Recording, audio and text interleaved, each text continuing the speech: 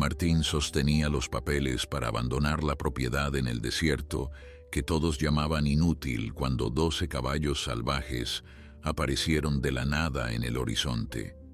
Lo que esos animales guardaban en secreto desataría una guerra brutal contra hombres dispuestos a destruirlo todo por apoderarse de su tierra. Antes de continuar, no olvides suscribirte al canal, darle like al video y comentar desde qué parte del mundo nos estás viendo. Vamos allá. Cuando Martín Cisneros recibió la llamada del notario aquella tarde de agosto, jamás imaginó que su vida estaba a punto de cambiar para siempre. El hombre al otro lado de la línea tenía una voz cansada, como quien ha repetido las mismas palabras demasiadas veces durante el día. Le informó que su tío abuelo Aurelio, un hombre al que apenas había visto un puñado de veces en su infancia, había fallecido y le había dejado como única herencia una propiedad en el desierto de Sonora. Martín, un contador de 35 años que vivía en un pequeño apartamento en la ciudad de Hermosillo, escuchó la noticia con una mezcla de sorpresa y escepticismo. No tenía recuerdos claros de su tío Aurelio, apenas algunas imágenes borrosas de un hombre delgado, con sombrero de ala ancha que aparecía en las reuniones familiares como un fantasma silencioso y desaparecía antes de que terminaran los tamales. La propiedad, según explicó el notario, consistía en 200 hectáreas de terreno árido ubicado a 3 horas de la ciudad, en una zona que los lugareños habían bautizado como el Valle del Olvido. El nombre no podía ser más apropiado, pensó Martín, mientras conducía hacia el lugar unas semanas después para firmar los papeles y ver con sus propios ojos lo que había heredado. El camino se volvía cada vez más polvoriento y solitario a medida que se alejaba de la civilización. Las últimas casas habían quedado atrás hacía más de una hora, y ahora solo lo acompañaban los cactus gigantes que se alzaban como centinelas silenciosos a ambos lados del sendero de tierra. El sol del mediodía caía implacable sobre el techo de su vieja camioneta, y el aire acondicionado apenas lograba mantener el interior a una temperatura soportable. Cuando finalmente llegó a la propiedad, Martín detuvo el vehículo y se quedó mirando el paisaje con una sensación de vacío en el estómago. Frente a él se extendía una inmensidad de tierra seca y agrietada, salpicada de arbustos espinosos y rocas de color ocre. En el centro de todo aquello se alzaba una pequeña casa de adobe, con el techo medio derrumbado y las ventanas cubiertas de polvo. Un molino de viento oxidado chirriaba perezosamente con la brisa caliente, y junto a él había un bebedero de piedra que parecía no haber contenido agua en décadas. «Esto es lo que heredé», murmuró para sí mismo mientras bajaba del vehículo y sentía el calor golpearle el rostro como una bofetada. «Esto es lo que todos decían que no valía nada». Y tenían razón, al menos eso fue lo que pensó durante las primeras semanas. Martín había consultado con varios agentes inmobiliarios y todos le habían dado la misma respuesta desalentadora. La tierra no servía para agricultura porque no había sistema de riego ni fuentes de agua cercanas. No servía para ganadería porque no había pasto ni vegetación suficiente para alimentar al ganado. No servía para desarrollo urbano porque estaba demasiado alejada de cualquier centro poblado.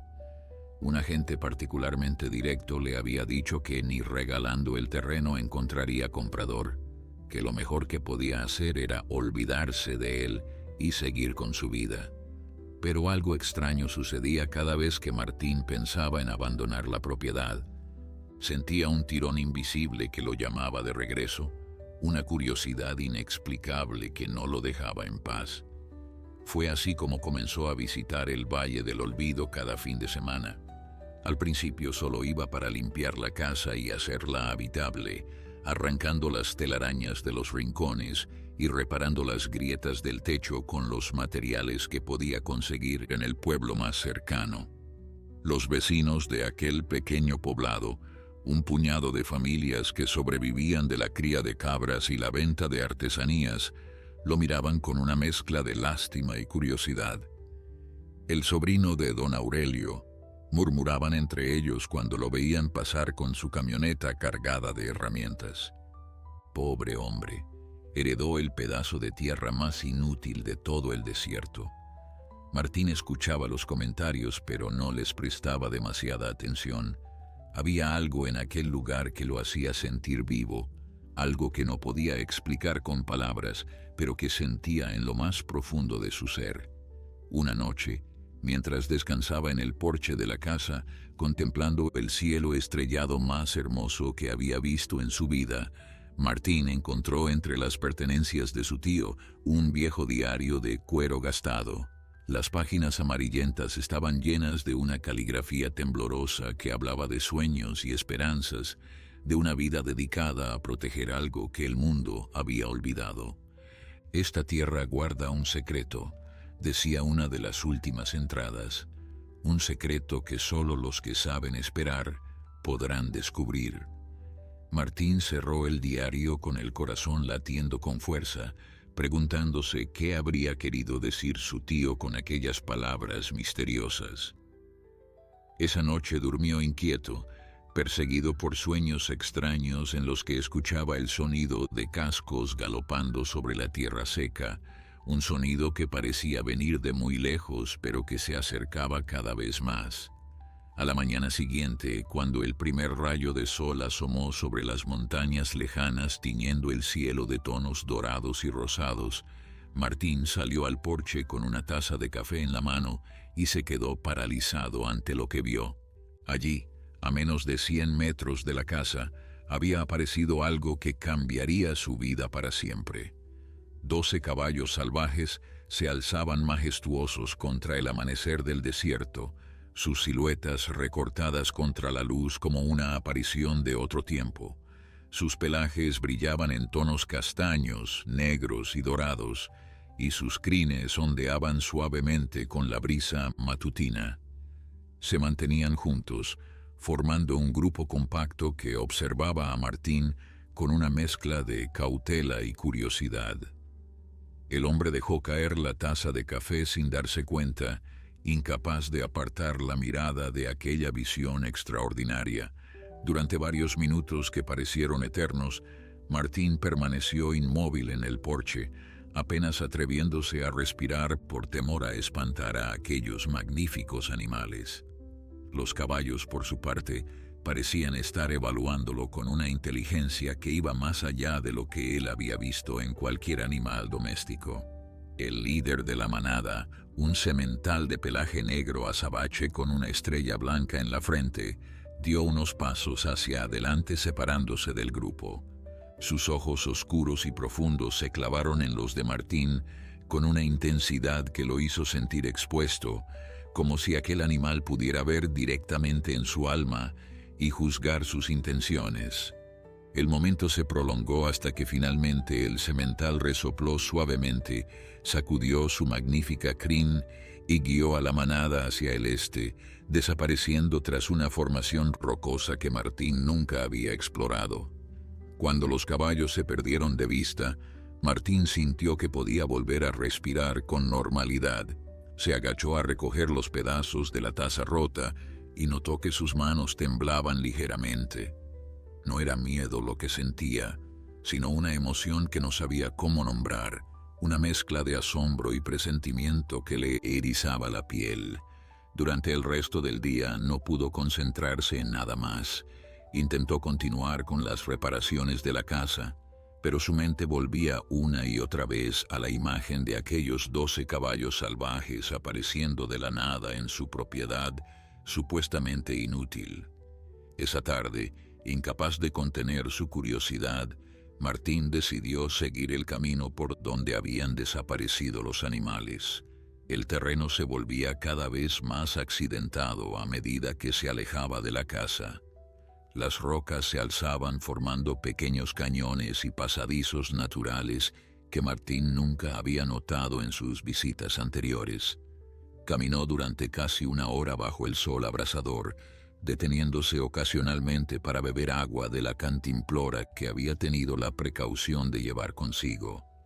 Justo cuando estaba a punto de darse por vencido y regresar, escuchó algo que lo hizo detenerse en seco. Era el sonido del agua corriendo, un murmullo suave pero inconfundible que parecía provenir del otro lado de una formación rocosa. Con el corazón acelerado, Martín rodeó las piedras, y lo que encontró al otro lado le robó el aliento por segunda vez en el mismo día. Ante sus ojos se abría un pequeño oasis escondido en medio del desierto. Un manantial natural brotaba de entre las rocas, formando una poza de agua cristalina que alimentaba una franja de vegetación verde y exuberante. Había árboles de mezquite y sauce que proporcionaban sombra, arbustos cargados de bayas silvestres y una alfombra de hierba que parecía imposible en medio de tanta aridez.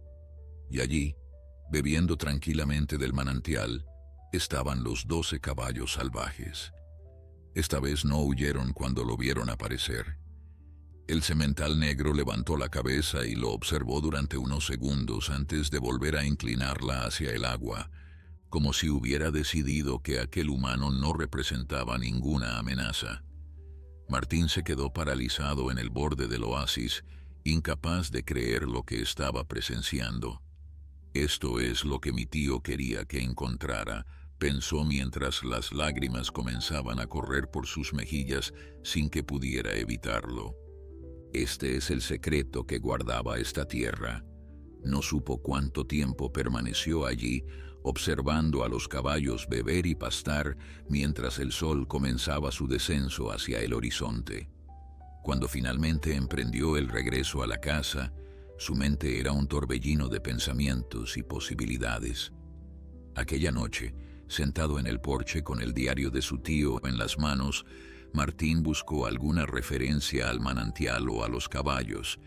En las páginas finales encontró lo que buscaba, escrito con una caligrafía más temblorosa que el resto, como si su tío hubiera estado muy débil cuando lo escribió. «Los caballos llegaron hace 30 años», decía el texto. «Aparecieron una mañana igual que el sol, como si siempre hubieran estado aquí esperando el momento de revelarse. Son los descendientes de una manada que habitó estas tierras desde tiempos inmemoriales, antes de que llegaran los españoles, antes de que existieran las fronteras y los nombres que los hombres inventaron para dividir lo que la naturaleza creó unido. He dedicado mi vida a protegerlos, a mantener en secreto la existencia del manantial, para que nadie venga a reclamar esta tierra y destruya el último refugio que les queda. Ahora que mi tiempo se acaba, solo puedo esperar que quien herede esta propiedad tenga el corazón necesario para continuar esta misión sagrada». Martín cerró el diario sintiendo el peso de aquellas palabras sobre sus hombros. Durante toda su vida había sido un hombre práctico, un contador que veía el mundo en términos de números y balances. Nunca había creído en misiones sagradas ni en destinos predeterminados. Pero aquella noche, bajo el cielo estrellado del desierto, algo cambió en su interior. Comprendió que la herencia de su tío no era simplemente un pedazo de tierra árida que nadie quería comprar. Era una responsabilidad, un legado que trascendía el valor monetario y tocaba algo mucho más profundo y antiguo.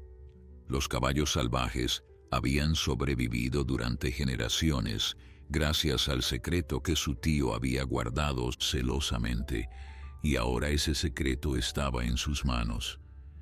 A la mañana siguiente, Martín tomó una decisión que sorprendería a todos los que lo conocían. Llamó a su jefe en la empresa de contabilidad, donde había trabajado durante los últimos 10 años, y presentó su renuncia. Luego llamó al administrador de su edificio y le informó que no renovaría el contrato de alquiler. Sus amigos y familiares pensaron que se había vuelto loco cuando les contó que planeaba mudarse permanentemente a una propiedad en medio del desierto. Pero Martín sabía exactamente lo que estaba haciendo. Había encontrado su propósito, aunque todavía no entendía completamente hacia dónde lo llevaría aquel camino inesperado. Las primeras semanas viviendo permanentemente en el Valle del Olvido fueron las más difíciles que Martín había experimentado en toda su vida. La soledad del desierto era absoluta, un silencio tan profundo que a veces sentía que podía escuchar los latidos de su propio corazón retumbando en sus oídos. Las noches eran especialmente duras, cuando la temperatura descendía drásticamente y el viento aullaba entre las rocas como un coro de fantasmas, lamentándose por alguna pérdida antigua. Había momentos en que Martín se preguntaba si había cometido el error más grande de su vida al abandonar todo lo que conocía por seguir el sueño de un hombre que apenas recordaba. Pero entonces llegaba el amanecer, y con él aparecían los caballos, y todas sus dudas se desvanecían como la niebla matutina bajo el sol del desierto. Los 12 caballos comenzaron a acercarse cada vez más a la casa con el paso de los días. Al principio mantenían una distancia prudente, observando a Martín desde lejos mientras él realizaba sus tareas cotidianas. Pero gradualmente, impulsados quizás por la curiosidad o por algún instinto que les decía que aquel humano era diferente, fueron acortando la distancia. El semental negro, al que Martín había bautizado como sombra por la forma en que su pelaje absorbía la luz del sol, era siempre el primero en acercarse. Lo hacía con pasos cautelosos pero decididos, sus orejas moviéndose constantemente para captar cualquier sonido de peligro. Martín aprendió rápidamente que la mejor manera de ganarse su confianza era permanecer quieto y no hacer movimientos bruscos, dejando que Sombra estableciera los términos del encuentro.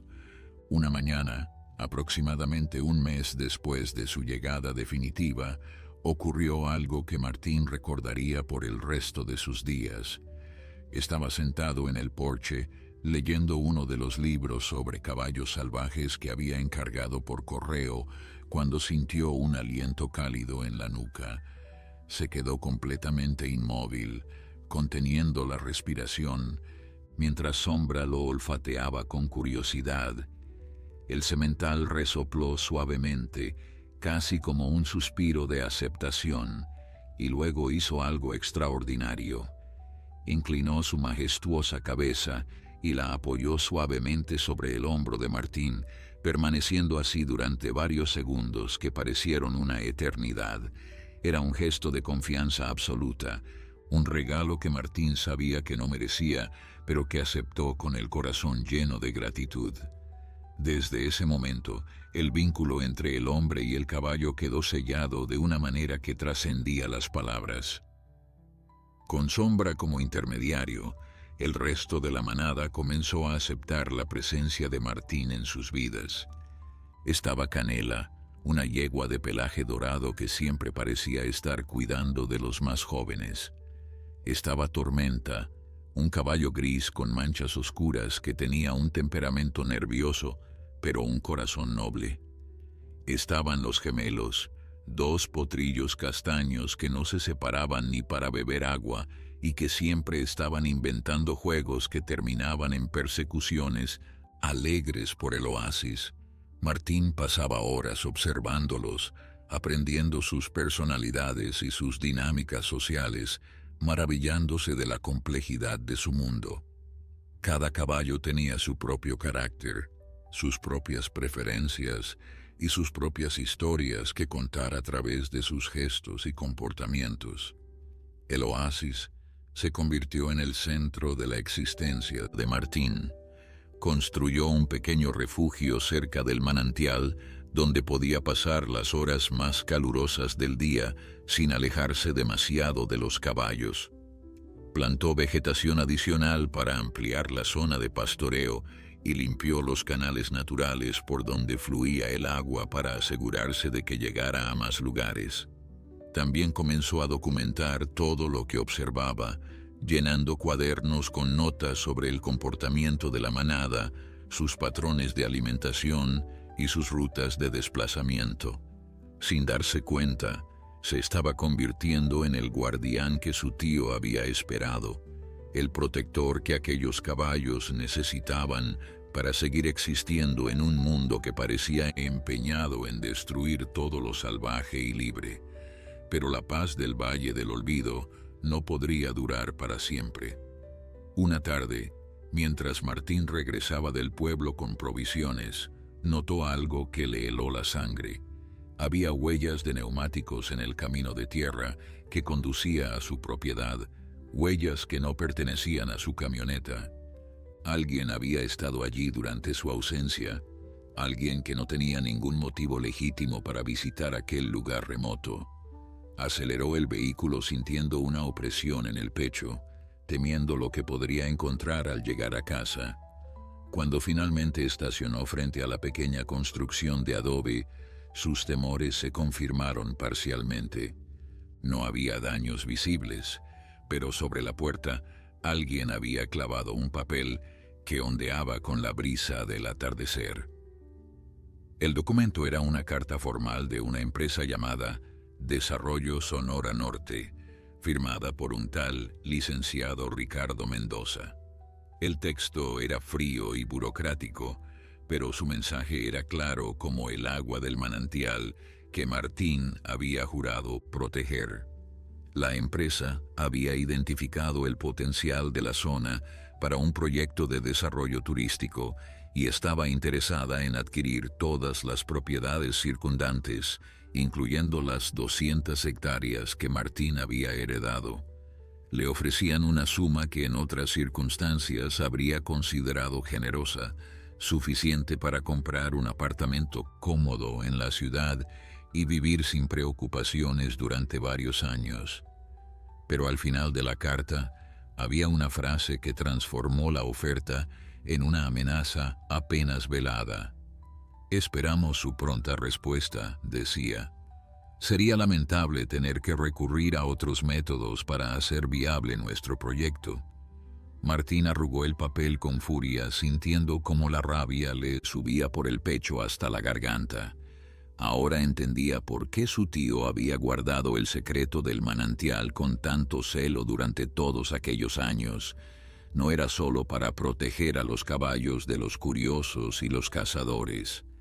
Era para proteger toda aquella tierra de la codicia de hombres como Ricardo Mendoza, hombres que veían el mundo natural únicamente como una oportunidad de negocio esperando ser explotada. Esa noche Martín no pudo dormir, dando vueltas en la cama mientras su mente elaboraba y descartaba planes para enfrentar la amenaza que se cernía sobre el Valle del Olvido. Los días siguientes a la llegada de aquella carta fueron tensos y llenos de incertidumbre. Martín consultó con un abogado del pueblo cercano, un hombre mayor llamado Don Fermín, que había ejercido la profesión durante más de 40 años en la región. El abogado leyó el documento con el ceño fruncido y luego miró a Martín por encima de sus gafas de lectura con una expresión que mezclaba preocupación y admiración. «Mire, joven», le dijo mientras se reclinaba en su silla desvencijada, «legalmente usted tiene todo el derecho de rechazar cualquier oferta de compra. La propiedad es suya y nadie puede obligarlo a venderla. Pero estas empresas de desarrollo tienen recursos que usted ni siquiera puede imaginar. Abogados costosos, conexiones políticas, maneras de hacer la vida imposible a quienes se interponen en su camino. Si decide luchar contra ellos, prepárese para una batalla larga y difícil». Martín agradeció el consejo y regresó a su propiedad con el corazón pesado, pero la determinación intacta. Sabía que don Fermín tenía razón, que enfrentarse a una corporación con recursos ilimitados sería como intentar detener una avalancha con las manos desnudas. Pero también sabía que no tenía otra opción. Los caballos dependían de él ahora, y no podía traicionar la confianza que habían depositado en su persona, ni el legado que su tío le había encomendado. Esa noche caminó hasta el oasis bajo la luz de la luna llena y se sentó junto al manantial, escuchando el murmullo del agua mientras los caballos dormitaban cerca, formando un círculo protector alrededor de los más jóvenes. Sombra se acercó y se quedó de pie junto a él, su presencia sólida y reconfortante en medio de la oscuridad. «No sé cómo voy a protegerlos», murmuró Martín acariciando el cuello del semental, «pero te prometo que lo intentaré hasta mi último aliento». Una semana después llegaron los primeros visitantes no deseados. Eran 3 hombres en un todoterreno negro reluciente que contrastaba grotescamente con el paisaje polvoriento del desierto. El que parecía ser el líder, un hombre de mediana edad con traje caro y sonrisa de tiburón, se presentó como el licenciado Ricardo Mendoza en persona. Sus acompañantes eran 2 tipos corpulentos que no se molestaron en presentarse y que permanecieron junto al vehículo con los brazos cruzados, proyectando una amenaza silenciosa. Mendoza caminó hacia Martín con la confianza de quien está acostumbrado a conseguir todo lo que desea y extendió la mano en un gesto que pretendía ser amistoso, pero que resultaba profundamente falso. «Señor Cisneros», dijo con voz melosa, «es un placer conocerlo finalmente. Espero que haya tenido tiempo de considerar nuestra generosa oferta». Martín no le estrechó la mano. Permaneció de pie en el porche de su casa con los brazos cruzados, observando al empresario con una mezcla de desprecio y cautela. «No hay nada que considerar», respondió con voz firme. «Esta tierra no está en venta, ni ahora ni nunca. Le agradecería que se marchara y no volviera a molestarme». La sonrisa de Mendoza vaciló por un instante, revelando brevemente la frialdad calculadora que se escondía detrás de su fachada amable. Luego se recompuso y dejó escapar una risa que sonaba completamente artificial. «Veo que es usted un hombre de principios», dijo mientras sacaba un pañuelo del bolsillo y se secaba el sudor de la frente. «Admiro eso sinceramente. Pero me temo que no entiende la situación en la que se encuentra. Este proyecto va a realizarse con o sin su cooperación. La única diferencia es si usted sale beneficiado o arruinado del proceso». Antes de que Martín pudiera responder, un sonido hizo que todos volvieran la cabeza. Los 12 caballos habían aparecido en la cresta de una pequeña colina cercana, sus siluetas recortadas contra el cielo azul como una visión de otro tiempo. Sombra estaba al frente, su pelaje negro brillando bajo el sol del mediodía, observando la escena con una intensidad que hizo que incluso los guardaespaldas de Mendoza dieran un paso atrás involuntariamente. El empresario abrió los ojos con sorpresa y luego con algo que Martín reconoció inmediatamente como codicia pura. «Vaya, vaya», murmuró Mendoza sin apartar la mirada de los caballos. «Esto sí que es interesante. Nadie mencionó que había caballos salvajes en esta propiedad. Esto cambia las cosas considerablemente». Martín sintió que el estómago se le revolvía al escuchar aquellas palabras. Había cometido un error imperdonable al no asegurarse de que los caballos permanecieran ocultos durante la visita. Ahora Mendoza sabía de su existencia, y por la expresión en su rostro era evidente que ya estaba calculando cómo podría utilizar esa información en su beneficio. «Esos animales no son parte de ninguna negociación», dijo Martín con voz temblorosa por la rabia contenida. «Son salvajes y libres, y así van a permanecer». Mendoza volvió a sonreír, pero esta vez había algo diferente en su expresión, algo más peligroso y determinado. «Por supuesto, señor Cisneros», dijo mientras se daba la vuelta para regresar a su vehículo. «Por supuesto que son libres, por ahora». Cuando el todoterreno negro desapareció en una nube de polvo por el camino de tierra, Martín se dejó caer en los escalones del porche, sintiendo que las piernas le fallaban. Los caballos descendieron lentamente de la colina y se acercaron a él, rodeándolo como si percibieran su angustia y quisieran ofrecerle consuelo. Sombra apoyó su cabeza en el hombro de Martín, resoplando suavemente. «Lo siento», susurró el hombre mientras las lágrimas comenzaban a rodar por sus mejillas. «Lo siento mucho. Debí haber sido más cuidadoso». Pero incluso mientras pronunciaba aquellas palabras de disculpa, algo comenzaba a arder en su interior. Era una determinación feroz, una certeza absoluta de que haría lo que fuera necesario para proteger a aquellos animales. Mendoza había cometido un error al revelar sus verdaderas intenciones tan abiertamente. Ahora Martín sabía exactamente contra qué estaba luchando, y eso le daba una ventaja que el empresario no había anticipado. Durante las semanas siguientes, Martín se dedicó a fortalecer las defensas de su propiedad de todas las maneras que pudo imaginar. Instaló una cerca básica alrededor del perímetro principal, aunque sabía que no detendría a nadie verdaderamente decidido a entrar. Compró un par de perros guardianes en el pueblo, 2 mestizos de aspecto intimidante pero corazón noble, que rápidamente se adaptaron a la vida en el desierto y establecieron una relación sorprendentemente amistosa con los caballos. También invirtió en una cámara de vigilancia alimentada por energía solar que apuntaba hacia el camino de acceso, grabando todo lo que se acercaba a la propiedad.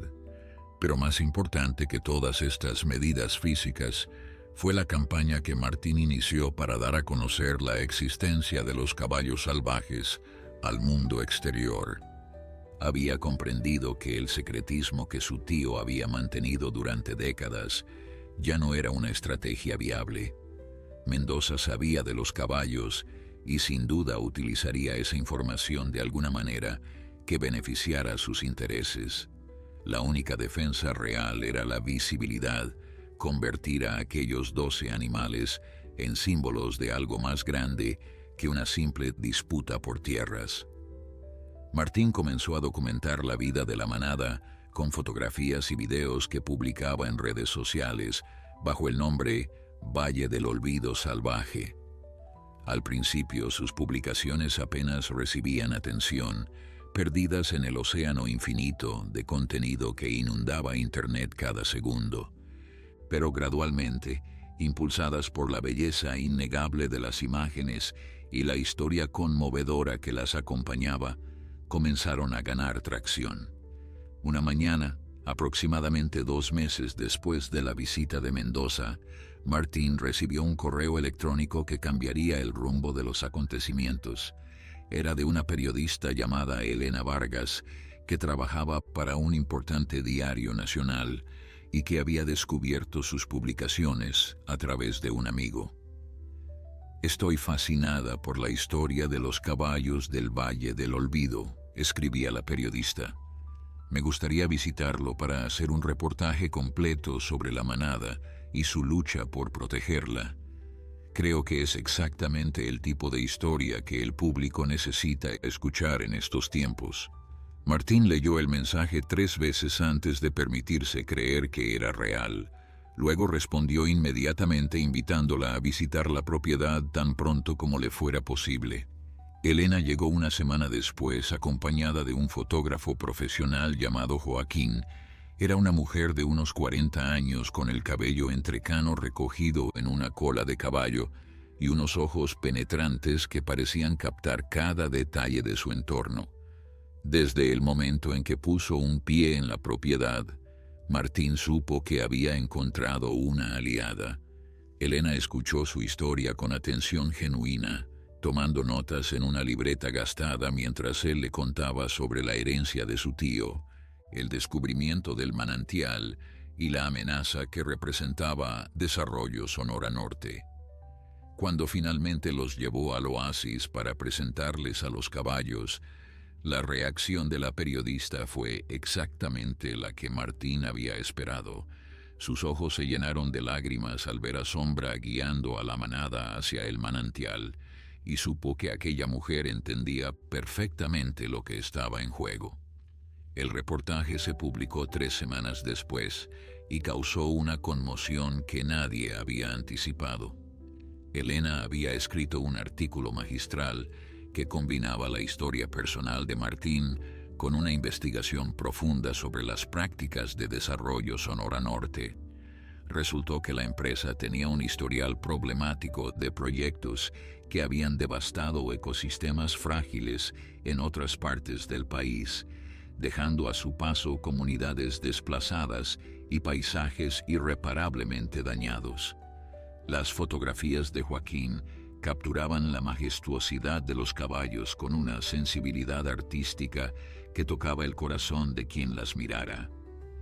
En cuestión de días, el artículo se había compartido miles de veces en redes sociales y el Valle del Olvido se había convertido en un símbolo de la lucha entre la conservación y el desarrollo descontrolado. La respuesta de Mendoza no se hizo esperar. Una mañana Martín encontró otro vehículo estacionado frente a su casa, pero esta vez no era el todoterreno negro del empresario.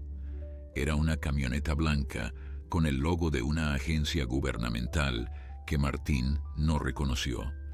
Del vehículo descendieron 2 hombres con uniformes oficiales y expresiones serias que le entregaron un documento de aspecto intimidante. Era una notificación de una supuesta violación de regulaciones ambientales relacionadas con la gestión del agua subterránea en su propiedad. El documento alegaba que el uso del manantial natural estaba afectando los acuíferos de la región y exigía una audiencia administrativa que podría resultar en multas significativas o incluso en la confiscación de la tierra. Martín leyó el documento, sintiendo cómo la sangre le hervía en las venas. Era obvio que Mendoza estaba utilizando sus conexiones políticas para atacarlo desde un ángulo que no había anticipado. Esa noche, mientras contemplaba las estrellas desde el porche con Sombra descansando cerca, Martín sintió por primera vez que la batalla podría estar perdida. Los recursos de Mendoza parecían infinitos, y cada vez que él encontraba una manera de defenderse, el empresario respondía con un ataque desde una dirección diferente. Era como luchar contra una hidra de múltiples cabezas que se regeneraban más rápido de lo que podía cortarlas. Pero entonces su teléfono vibró con un mensaje de Elena que le devolvió la esperanza. «No te rindas», decía el texto. «El artículo ha llegado a personas importantes. Mañana recibirás una llamada que podría cambiar todo». Martín miró el mensaje durante varios minutos, preguntándose qué sorpresas le depararía el nuevo día. Junto a él, Sombra levantó la cabeza como si también percibiera que algo significativo estaba por ocurrir. La llamada llegó a las 9 de la mañana siguiente, justo cuando Martín terminaba de alimentar a los perros y se preparaba para su caminata diaria hacia el oasis. El número en la pantalla tenía un prefijo de la Ciudad de México que no reconocía, pero algo le dijo que debía contestar. Al otro lado de la línea había una voz femenina, profesional pero cálida, que se presentó como la doctora Carmen Reyes, directora de una organización internacional dedicada a la protección de especies equinas en peligro. Había leído el artículo de Elena Vargas y había quedado profundamente conmovida por la historia de los caballos del Valle del Olvido. Pero más que conmovida, estaba intrigada desde un punto de vista científico. Según explicó la doctora, las características que Martín había descrito en sus publicaciones sugerían que aquella manada podría pertenecer a un linaje genético extremadamente raro que se creía extinto desde hacía más de un siglo. Martín escuchó la explicación con el corazón latiendo cada vez más rápido. La doctora Reyes le contó que durante la colonización española, varias razas de caballos habían sido introducidas en el continente americano. La mayoría se habían mezclado con el tiempo, diluyendo sus características originales en un crisol genético que produjo los caballos mestizos que hoy poblaban la región, pero existían leyendas sobre pequeñas poblaciones que habían permanecido aisladas en lugares remotos, preservando intacta su pureza genética durante generaciones. Si los caballos del Valle del Olvido eran lo que ella sospechaba, representarían un tesoro biológico de valor incalculable, un eslabón perdido en la historia equina del continente. Necesitamos confirmar esta hipótesis con pruebas de laboratorio, dijo la doctora con evidente emoción en su voz. Con su permiso, me gustaría enviar un equipo de investigadores para tomar muestras y realizar un estudio completo de la manada. Martín aceptó inmediatamente, viendo en aquella propuesta una oportunidad que jamás habría imaginado. Si los caballos resultaban ser genéticamente únicos, su protección dejaría de ser una causa personal para convertirse en un asunto de interés científico internacional. Ni siquiera alguien con los recursos de Mendoza podría ignorar ese tipo de presión.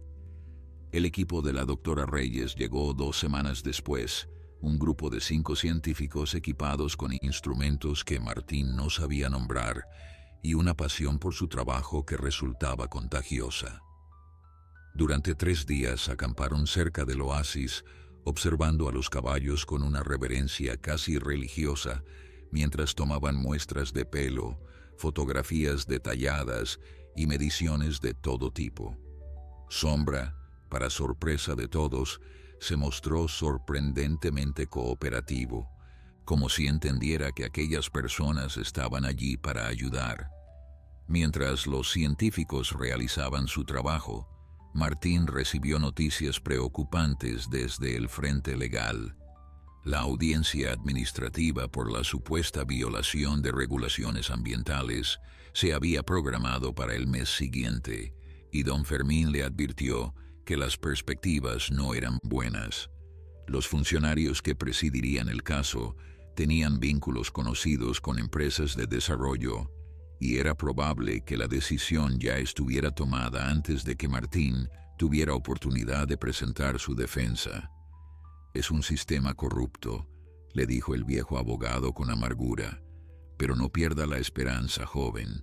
A veces la justicia encuentra caminos inesperados para manifestarse. Martín agradeció sus palabras, aunque le costaba creer en ellas. La presión desde múltiples direcciones comenzaba a hacer mella en su espíritu, y había noches en que se preguntaba si todo aquel esfuerzo valdría la pena al final. Fue Sombra quien lo sacó de aquella espiral de dudas una tarde particularmente difícil. Martín estaba sentado junto al manantial con la cabeza entre las manos, abrumado por la incertidumbre y el agotamiento, cuando sintió el familiar aliento cálido en su nuca. Levantó la vista y encontró los ojos oscuros del semental observándolo con una intensidad que parecía transmitir un mensaje silencioso. No era lástima lo que veía en aquella mirada, ni tampoco expectativa. Era algo más simple y profundo, una presencia incondicional que decía: «Estoy aquí contigo sin importar lo que pase». Martín extendió la mano y acarició el cuello de Sombra, sintiendo cómo la tensión comenzaba a abandonar sus hombros. «Tienes razón», murmuró el hombre con una sonrisa cansada. «No puedo rendirme ahora, no después de todo lo que hemos pasado juntos». Los resultados del análisis genético llegaron un mes después, justo 3 días antes de la audiencia administrativa. Martín abrió el correo electrónico de la doctora Reyes con dedos temblorosos y leyó las primeras líneas sin atreverse a respirar. Lo que encontró superaba incluso sus esperanzas más optimistas. Los caballos del Valle del Olvido pertenecían efectivamente a un linaje que se consideraba extinto, descendientes directos de una raza ibérica que había llegado con los primeros conquistadores y que había sobrevivido en aislamiento durante más de 500 años. El descubrimiento era, según las palabras de la doctora, uno de los hallazgos más significativos en la historia de la conservación equina. La organización estaba preparando un comunicado de prensa internacional y había iniciado los trámites para solicitar que la zona fuera declarada reserva natural, protegida bajo tratados internacionales. Martín leyó el correo 3 veces antes de permitirse gritar de alegría. Los perros ladraron alarmados y los caballos que pastaban cerca levantaron las cabezas con curiosidad, pero a Martín no le importó. Corrió hacia el oasis donde Sombra descansaba bajo la sombra de un mezquite y lo abrazó con fuerza. «Lo logramos», susurró contra el cuello del semental. «Lo logramos, amigo mío». Pero incluso en medio de aquella euforia, una parte de él sabía que la batalla aún no había terminado. Mendoza no se rendiría fácilmente, y quedaban 3 días hasta la audiencia que podría arrebatarle todo. La mañana de la audiencia amaneció con un cielo cargado de nubes oscuras que amenazaban tormenta, un presagio que Martín decidió interpretar como favorable. Se vistió con la única camisa formal que poseía y condujo las 3 horas hasta la capital del estado, sintiendo una mezcla de nerviosismo y determinación que le revolvía el estómago. Don Fermín lo esperaba en las escaleras del edificio gubernamental, vestido con un traje que había visto mejores tiempos, pero que conservaba una dignidad apropiada para la ocasión. El viejo abogado le estrechó la mano con firmeza y le dedicó una sonrisa que pretendía ser tranquilizadora. «Pase lo que pase hoy», le dijo mientras subían juntos los escalones de mármol, «recuerde que ha hecho todo lo que estaba en su poder. Nadie puede pedirle más que eso». El salón de audiencias era una habitación amplia con techos altos y ventanas que dejaban entrar una luz grisácea que hacía juego con el ambiente sombrío. En un extremo había una mesa elevada donde se sentarían los 3 funcionarios que decidirían el destino de la propiedad de Martín. En el otro extremo, separados por un pasillo central, había 2 mesas para las partes en disputa. Martín y don Fermín ocuparon una de ellas, mientras que en la otra ya estaba instalado un equipo de 4 abogados de aspecto impecable que representaban a Desarrollo Sonora Norte. Mendoza no estaba presente físicamente, pero su presencia se sentía en cada detalle, desde los trajes costosos de sus representantes hasta las carpetas repletas de documentos que habían preparado para destruir cualquier defensa que Martín pudiera ofrecer. La audiencia comenzó con la lectura de los cargos, una letanía de supuestas violaciones ambientales que Martín escuchó con creciente indignación. Según los documentos presentados por la parte acusadora, el uso del manantial natural en su propiedad estaba causando daños irreparables a los acuíferos subterráneos de toda la región. Los expertos contratados por Mendoza habían elaborado informes técnicos llenos de gráficos y estadísticas que pintaban un cuadro devastador, aunque Martín sabía que cada palabra era una mentira cuidadosamente construida.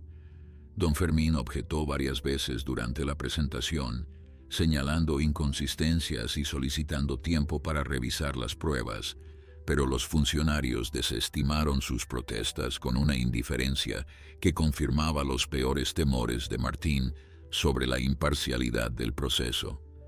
Cuando llegó el turno de la defensa, don Fermín presentó los argumentos que habían preparado juntos durante semanas. Habló de la historia de la propiedad, del legado del tío Aurelio, del derecho de cualquier ciudadano a utilizar los recursos naturales de su propia tierra. Pero Martín podía ver en los rostros de los funcionarios que sus palabras no estaban causando ningún impacto. Sus ojos estaban vacíos, sus expresiones inmutables, como si el veredicto ya hubiera sido escrito antes de que la audiencia comenzara. La desesperación comenzó a trepar por el pecho de Martín como una enredadera venenosa. Había llegado tan lejos, había luchado tanto, y ahora todo parecía estar a punto de derrumbarse por la corrupción de un sistema que debería proteger a los ciudadanos honestos. Fue entonces cuando las puertas del salón se abrieron con un estruendo que hizo que todos volvieran la cabeza. Una mujer entró caminando con paso decidido, seguida por un séquito de personas que incluía a Elena Vargas y a la doctora Carmen Reyes. Martín reconoció inmediatamente a la recién llegada por las fotografías que había visto en los periódicos. Era la secretaria federal de Medio Ambiente, una de las funcionarias más poderosas del gobierno nacional y conocida por su compromiso inquebrantable con la conservación. Su presencia en aquella audiencia provincial era tan inesperada que incluso los abogados de Mendoza se quedaron momentáneamente sin palabras. «Lamento la interrupción», dijo la secretaria con una voz que no admitía réplicas, «pero tengo información relevante para este caso que debe ser considerada antes de que se tome cualquier decisión». Lo que siguió fue una demolición sistemática de todo el caso contra Martín. La secretaria presentó documentos que demostraban que los informes técnicos utilizados por Desarrollo Sonora Norte habían sido falsificados, elaborados por consultores que tenían vínculos financieros directos con la empresa. Reveló que existía una investigación federal en curso contra Mendoza y sus socios por prácticas corruptas en múltiples estados del país. Y finalmente, con una solemnidad que hizo que el silencio en la sala se volviera casi tangible, anunció que el gobierno federal había iniciado el proceso para declarar el Valle del Olvido como área natural protegida de importancia internacional, basándose en el descubrimiento del linaje genético único de los caballos que habitaban la zona. Cualquier acción administrativa contra el propietario de esas tierras, declaró mirando directamente a los funcionarios, será considerada como una obstrucción a los intereses de conservación del Estado mexicano. Los funcionarios, visiblemente pálidos, intercambiaron miradas nerviosas antes de anunciar un receso indefinido. Los abogados de Mendoza recogieron sus papeles en silencio y abandonaron la sala sin mirar a nadie, derrotados por una fuerza que no habían anticipado. Martín permaneció sentado en su lugar, incapaz de procesar completamente lo que acababa de ocurrir. Fue don Fermín quien finalmente lo sacó de su estupor con una palmada en el hombro y una carcajada que resonó en el salón vacío. «Se lo dije, joven», exclamó el viejo abogado con los ojos brillantes de emoción. «La justicia encuentra caminos inesperados». Elena y la doctora Reyes se acercaron para felicitarlo, explicándole cómo el artículo había llegado a manos de la secretaria y cómo ella había decidido intervenir personalmente al conocer la importancia del descubrimiento científico.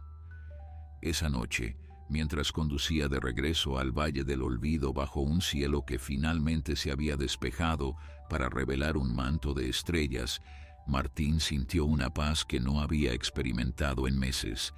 La batalla legal había terminado, pero sabía que su verdadera misión apenas comenzaba.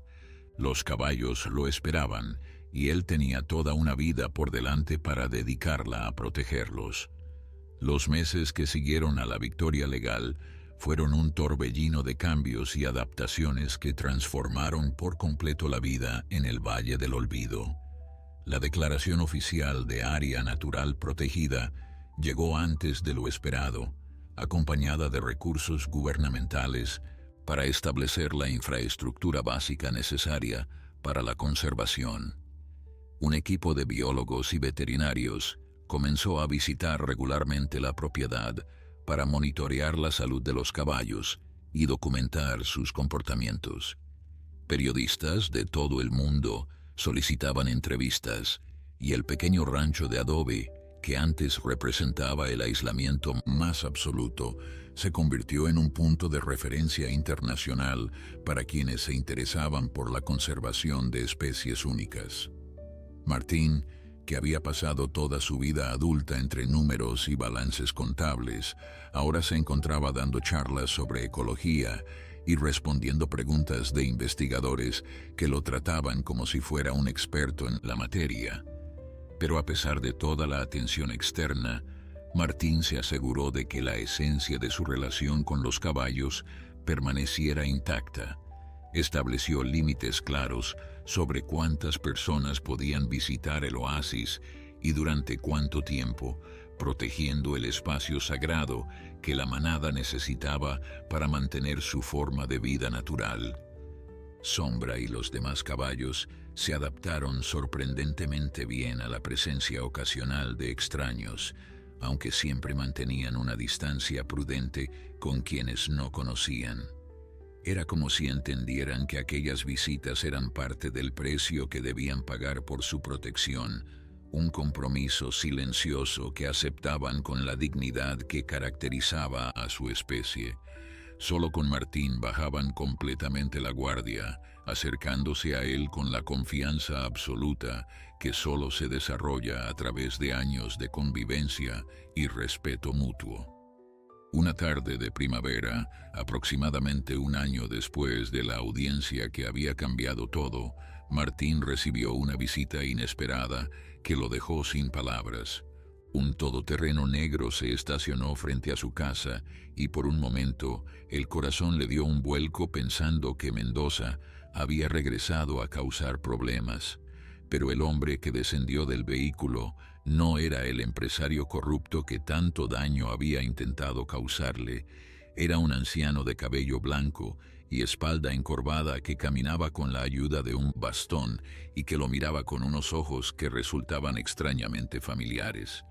Martín tardó varios segundos en reconocerlo, y cuando finalmente lo hizo sintió que el mundo se detenía a su alrededor.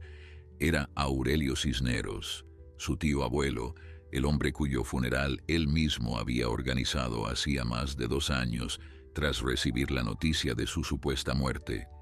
La explicación que siguió fue tan increíble como la aparición misma.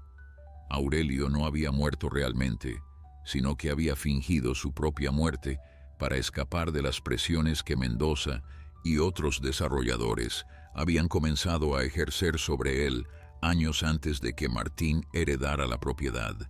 Demasiado viejo y cansado para luchar, pero incapaz de abandonar a los caballos que había protegido durante décadas, Aurelio había elaborado un plan desesperado. Falsificó su certificado de defunción con la ayuda de un médico amigo, se escondió en una comunidad remota de la sierra y dejó la propiedad en manos del único familiar que creía capaz de continuar su misión. Había seguido la batalla de Martín desde la distancia, conteniendo la respiración durante los momentos más difíciles, celebrando en silencio cada pequeña victoria. Y ahora que el Valle del Olvido estaba finalmente a salvo, había decidido que era momento de revelar la verdad. Martín escuchó la historia con una mezcla de emociones que iban desde la incredulidad hasta la rabia, pasando por el alivio y finalmente llegando a algo que se parecía mucho al perdón. Entendía por qué su tío había actuado de aquella manera, aunque le dolía haber cargado solo con una responsabilidad que podría haber compartido.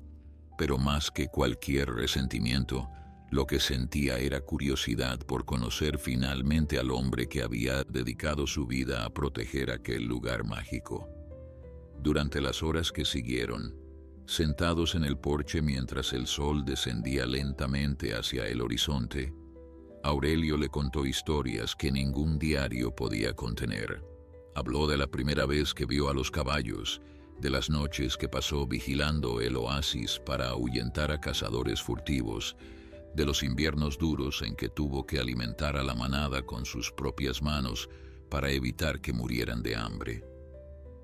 Cuando Sombra apareció en la distancia guiando a los demás caballos hacia el oasis para beber antes del anochecer, Aurelio se puso de pie con dificultad y caminó hacia ellos con lágrimas corriendo por sus mejillas arrugadas. El semental negro, al ver al anciano, hizo algo que dejó a Martín completamente atónito. Se separó del grupo y trotó directamente hacia Aurelio, deteniéndose frente a él y bajando la cabeza en un gesto de reconocimiento que no dejaba lugar a dudas. El viejo y el caballo se miraron durante un momento eterno, y Martín comprendió que estaba presenciando el reencuentro de dos almas que habían estado separadas durante demasiado tiempo. Sombra no solo recordaba a Aurelio, sino que parecía haberlo estado esperando todo este tiempo, guardando un lugar en su corazón para el hombre que lo había conocido desde que era un potrillo tambaleante. Esa noche, por primera vez desde que Martín llegó al Valle del Olvido, no durmió solo en la pequeña casa de adobe. Aurelio ocupó la habitación que había sido suya durante décadas, y aunque el anciano estaba visiblemente agotado por el viaje y las emociones del reencuentro, insistió en quedarse despierto hasta tarde contándole más historias a su sobrino. Hablaron de la familia que ambos habían perdido, de los sueños que habían perseguido y de los sacrificios que habían hecho por aquello en lo que creían. Cuando finalmente el sueño los venció, Martín se durmió con la certeza de que su vida había adquirido un nuevo significado. Ya no era solo el guardián de los caballos, era el heredero de un legado que ahora entendía en toda su profundidad. La convivencia entre Martín y Aurelio se estableció con una naturalidad que sorprendió a ambos. El anciano, a pesar de su edad avanzada y su salud frágil, insistía en participar en las tareas diarias del rancho tanto como su cuerpo se lo permitía. Se levantaba al amanecer como lo había hecho durante toda su vida y caminaba lentamente hacia el oasis para observar a los caballos despertar y comenzar su rutina matutina. Martín lo acompañaba en silencio, aprendiendo a ver aquel paisaje familiar con ojos nuevos a través de las historias y observaciones de su tío. Aurelio conocía cada roca, cada arbusto, cada sendero oculto que atravesaba la propiedad. Sabía dónde anidaban los pájaros en primavera, dónde buscaban refugio las serpientes durante el calor del mediodía, dónde crecían las hierbas medicinales que había utilizado durante décadas para curar las heridas menores de los caballos. Pero más que conocimientos prácticos, lo que Aurelio transmitía a su sobrino era una filosofía de vida que Martín absorbía como tierra seca absorbe la lluvia. El anciano hablaba de los caballos, no como animales que debían ser protegidos, sino como maestros que tenían lecciones invaluables que ofrecer a quienes estuvieran dispuestos a escuchar. «Observa cómo se mueven», le decía mientras contemplaban a la manada pastar en el oasis. «No hay jerarquía basada en la fuerza bruta entre ellos. Sombra lidera porque los demás confían en su juicio, porque ha demostrado una y otra vez que antepone el bienestar del grupo a sus propios intereses. Los humanos podríamos aprender mucho de esa forma de liderazgo». Martín escuchaba estas reflexiones, sintiendo que cada palabra abría una puerta en su comprensión del mundo que lo rodeaba. Los meses pasaron, y el vínculo entre los tres elementos de aquella familia improvisada se fortaleció día tras día. Martín, Aurelio, su comprensión del mundo que lo rodeaba. Los meses pasaron y el vínculo entre los tres elementos de aquella familia improvisada se fortaleció día tras día. Martín, Aurelio y Sombra formaban un triángulo de confianza mutua que parecía trascender las barreras entre especies. Las mañanas los encontraban juntos en el oasis, las tardes los reunían en el porche compartiendo mate y conversaciones, y las noches los despedían bajo el manto estrellado que cubría el Valle del Olvido como una bendición silenciosa. La doctora Reyes y su equipo continuaban visitando regularmente para monitorear a los caballos, y cada informe confirmaba lo que Martín ya sabía en su corazón. La manada estaba prosperando como nunca antes, su salud era excelente y había señales de que pronto podría haber nuevos nacimientos que expandirían el linaje genético único que representaban. Una noche de otoño, cuando las primeras brisas frías anunciaban el cambio de estación, Aurelio llamó a Martín a su habitación con una seriedad que el joven no nunca. «Siéntate, hijo», le dijo con voz suave pero firme. «Hay algo que necesito contarte, algo que he guardado durante demasiado tiempo y que no puedo llevarme a la tumba». Martín obedeció sintiendo que su corazón comenzaba a latir más rápido, presintiendo que estaba a punto de escuchar algo que cambiaría su comprensión de todo lo que había vivido hasta ese momento. Aurelio abrió la caja y extrajo un conjunto de documentos antiguos, fotografías descoloridas y un pequeño diario de cuero que parecía aún más viejo que el que Martín había encontrado entre sus pertenencias originales. «Este diario perteneció a mi abuelo», explicó el anciano mientras acariciaba las páginas amarillentas con reverencia. «Él fue quien descubrió el manantial hace más de 100 años, cuando esta tierra no era más que un pedazo de desierto que nadie quería. Y él fue quien encontró a los primeros caballos, los ancestros de Sombra y su manada». Lo que siguió fue una historia que se remontaba a generaciones atrás, un relato de hombres y mujeres de la familia Cisneros que habían dedicado sus vidas a proteger aquel secreto. Cada generación había pasado el testigo a la siguiente, manteniendo viva una tradición de guardianía que ahora descansaba sobre los hombros de Martín. Pero había más, una revelación que Aurelio había guardado incluso de la doctora Reyes y su equipo de científicos. Los caballos del Valle del Olvido no solo eran genéticamente únicos por su linaje ibérico preservado. Según los registros del bisabuelo, aquellos animales eran los últimos descendientes de una manada sagrada que las comunidades indígenas de la región habían venerado durante siglos antes de la llegada de los españoles. Los colonizadores habían traído sus propios caballos, pero estos se habían mezclado con los pocos ejemplares que ya existían en estas tierras, animales que según las leyendas locales habían llegado misteriosamente en tiempos inmemoriales. La ciencia moderna no podía explicar cómo era posible que hubiera caballos en América antes de la conquista, pero los diarios familiares documentaban testimonios de ancianos indígenas que hablaban de estos animales como seres enviados por los dioses para proteger la tierra. Martín escuchó la historia con los ojos muy abiertos, sintiendo que cada palabra añadía una nueva capa de significado a su misión. No se trataba solo de conservar una especie genéticamente única. Se trataba de preservar un misterio que conectaba el pasado más remoto con el presente, un hilo invisible que atravesaba siglos de historia y que ahora él sostenía entre sus manos. Cuando Aurelio terminó de hablar, el anciano le entregó la caja con todos los documentos y le tomó las manos con una fuerza sorprendente para su edad. «Ahora eres el guardián de todo esto», le dijo con los ojos brillantes de lágrimas, «no solo de los caballos, sino de su historia, de su misterio, de todo lo que representan. Prométeme que nunca olvidarás lo que te he contado esta noche».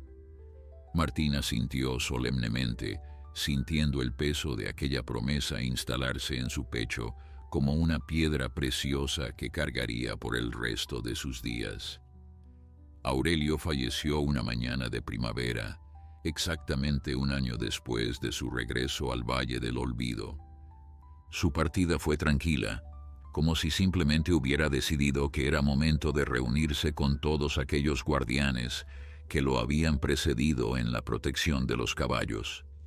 Martín lo encontró en su cama con una expresión serena en el rostro y las manos cruzadas sobre el pecho, como si hubiera tenido tiempo de prepararse para el viaje final. Junto a su almohada había una nota escrita con caligrafía temblorosa que decía simplemente: «Gracias por continuar lo que empezamos. No llores por mí, hijo. Estaré cabalgando entre las estrellas, vigilando desde arriba lo que tú proteges aquí abajo».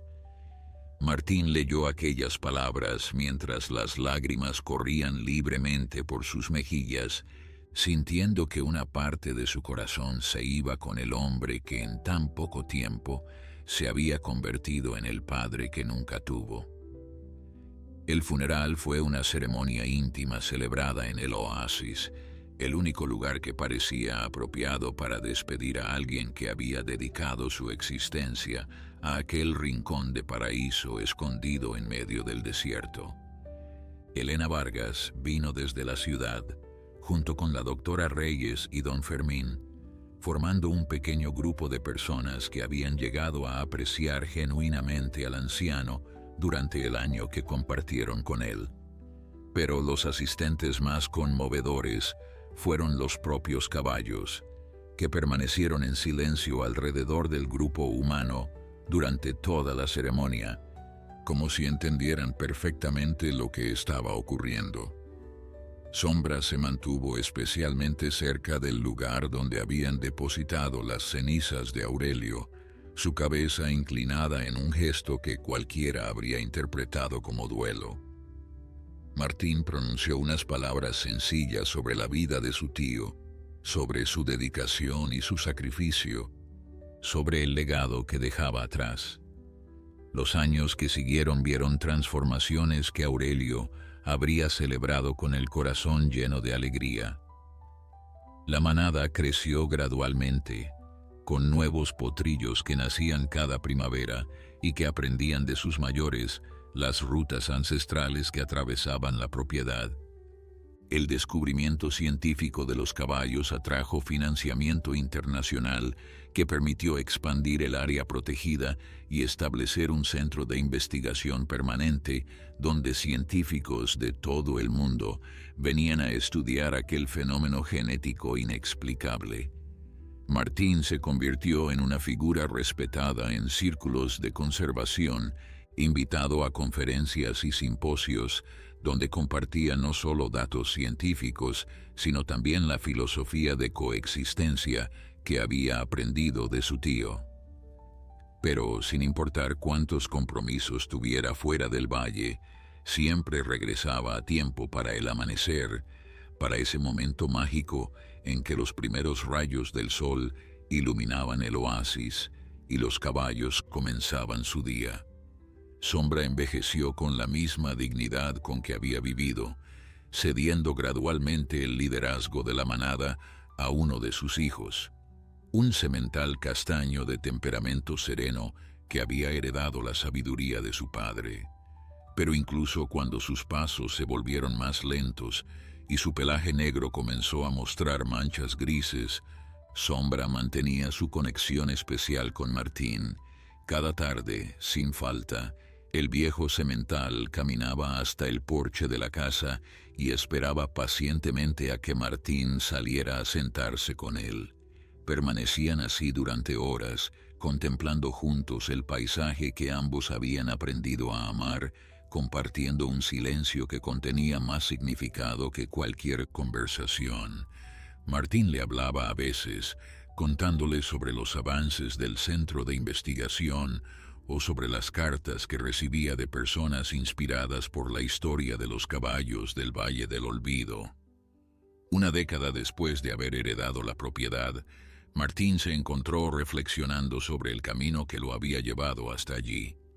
Recordaba al contador gris y anónimo que había sido, atrapado en una vida de números y rutinas que no dejaban espacio para la maravilla. Recordaba la primera vez que vio a los 12 caballos recortados contra el amanecer del desierto, aquella imagen que había despertado algo dormido en lo más profundo de su ser. Recordaba las batallas contra Mendoza, el miedo de perderlo todo y la alegría indescriptible de la victoria. Cada memoria era una cuenta en el collar de su existencia, un tesoro que guardaba celosamente en su corazón, pero más que cualquier recuerdo individual, lo que valoraba era la transformación que había experimentado, el despertar de un propósito que daba sentido a cada día que amanecía sobre el valle. Sombra murió una noche de luna llena, rodeado por su manada y con la cabeza apoyada en el regazo de Martín. El hombre permaneció junto a él hasta que el último aliento abandonó aquel cuerpo noble, acariciando su crin mientras las lágrimas caían sobre el pelaje que tantas veces había cepillado. «Gracias, amigo mío», susurró en la oscuridad. «Gracias por enseñarme lo que significa ser libre».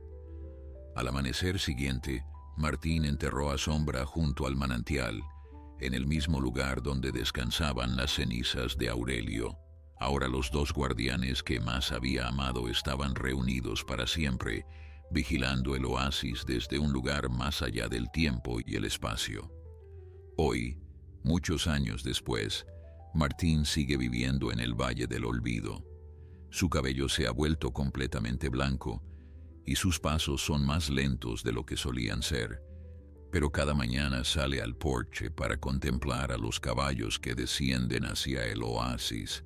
La manada ha crecido hasta contar más de 40 ejemplares, todos descendientes de aquellos 12 originales que aparecieron mágicamente aquella primera mañana.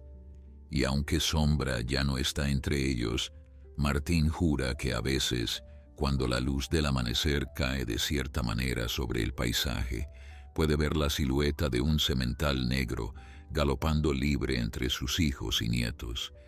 Es entonces cuando sonríe, sabiendo que la promesa que hizo hace tantos años sigue viva y que seguirá viva mucho después de que él se haya ido a cabalgar entre las estrellas junto a aquellos que amó.